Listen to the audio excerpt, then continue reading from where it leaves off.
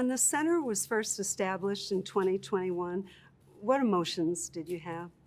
Well, when Dean Boardman took me out to lunch, told me about these plans, and then at the end asked permission to name it after me, I think it took about 10 minutes to revive me because I passed out, pinched myself, and I got really emotional.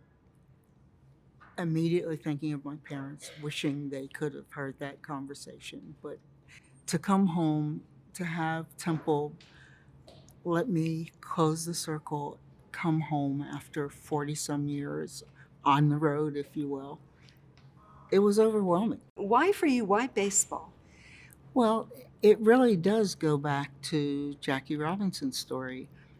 Hearing the stories from my mother, Jackie was just a profound game changer. Third grade, here in Pennsylvania, St. James Elementary School, the nuns took my class to the basement and showed us the Jackie Robinson story, starring Ruby Dee as Rachel Robinson and Jackie Robinson as Jackie Robinson. Put a voice and a face to the stories my mother was told, and I think that's where the seed was planted. I want to tell stories like this. I remember sending you the picture in 2017, and you were sitting on that stage next to Rachel Robinson. Makes me emotional. Rachel Robinson, such a beautiful woman, such grace and elegance.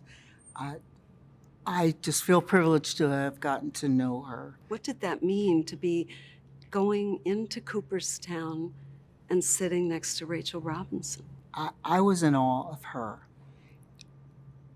Forget being on that stage with all the Hall of Famers. Sitting next to Rachel, I again thought of my mom and how proud she would have been with that moment. It meant the world to me. Take me back. You're at the Hartford Courant.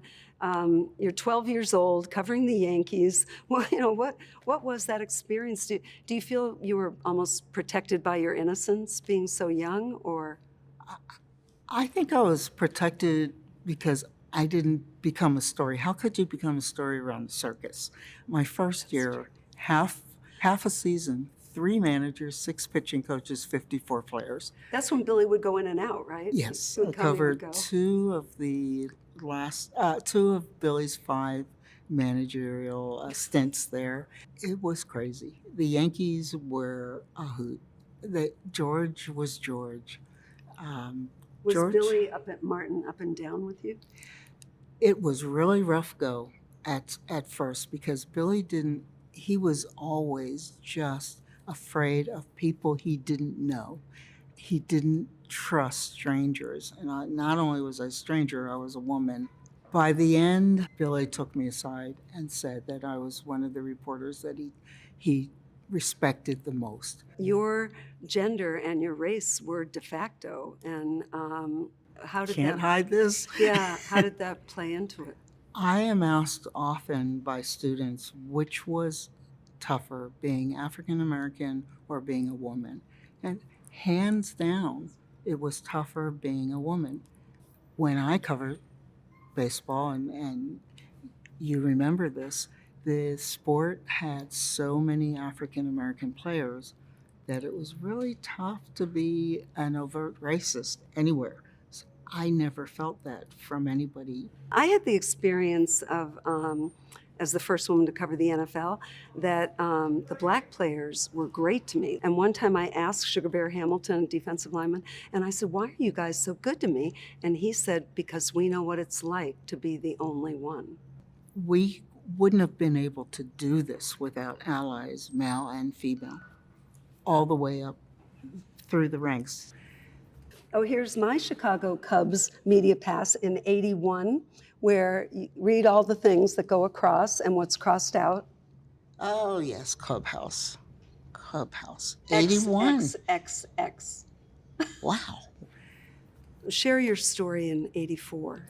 Off to Chicago I go to cover the National League Championship Series, Padres visiting the Cubs. And then the clubhouse officials started, you got to get out, no women, blah, blah, blah. And one literally put his hand on my back, pushed me towards the door, pushed me back past Jack McKeon, who I had covered, and he'd always been very friendly. I said, Jack, I have the credential and the letter from the league. It says I'm allowed. It's Dick Williams's clubhouse. That's what Jack's response was. Out the door I go with a little physical push. So I'm out in the tunnel. I need quotes. I'm just a kid, as you said. And the clubhouse man comes up and he said, Steve, Claire Smith's outside and she can't get in and she really needs you. I'd known Steve since I was a Dodger fan, standing out waiting for autographs. And Steve excused himself, came out into the tunnel. I'm a mess. I start to lose it, Lesley. I can see she has tears in her eyes. I came up and I hugged her. Steve said the words that kept me going. I said, okay, now this is where you as a professional takes over. I'll do the rest. And it was a proverbial, come on, get to it. He gave me the interview, and that was that. I went back in and the writers were still there. And they said, where'd you go? And I said, I had a responsibility and a duty to a member of the press. By the next day, the clubhouse situation had been cleared up by the new commissioner, Peter Ubro. Tell me about going to the New York Times. It had such an august history to it, and the only 2 Pulitzer Prize winners, and you're a columnist there. It was like going to graduate school at the most august university in the world. What is the landscape still for women? I mean, how tough is it still for women? My dad told me you're always going to have to prove what you're not before you get to prove what you are. He said that in terms of race. I think it applies also in terms of gender. You're a professor and you deal with young people, young women who wanted to go into this business. What do you tell young women in the business? My class is sports media influence on society. So we're not talking balls and strikes. We're talking everything that I hope my career to be as well. I tell them, be yourself. Don't let them scare you. Don't back down. If your dream is better than their negativity, you can do this. What would your goal be with the center that has your name on it?